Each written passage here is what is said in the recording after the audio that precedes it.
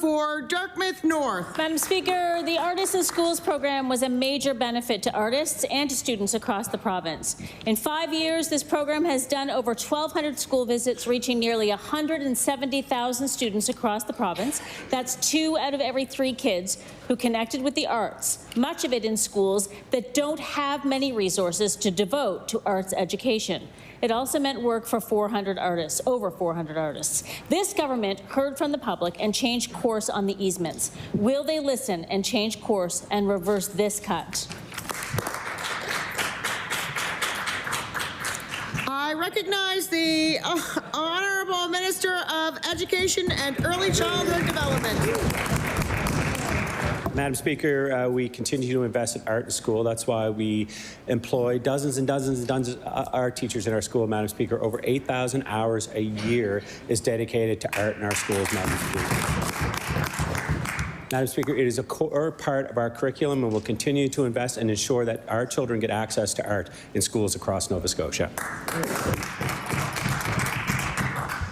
I recognize the Honourable Member for Dartmouth North. Madam Speaker, it is a fact that I've iterated a couple of times now that arts education is not equitable in this province. We know that, and that is why there are so many people from outside the HRM, so many schools that use the Artists in Schools program.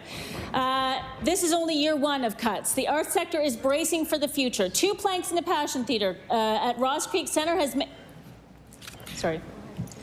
managed to raise enough money from donors to save their season this summer. But Chris O'Neill told us that they're worried about what comes next, saying that this is not a long-term solution. Donors cannot fill the void. That well is going to run dry. Will the minister stand by while arts organizations fold under the pressure of this government's cruel cuts?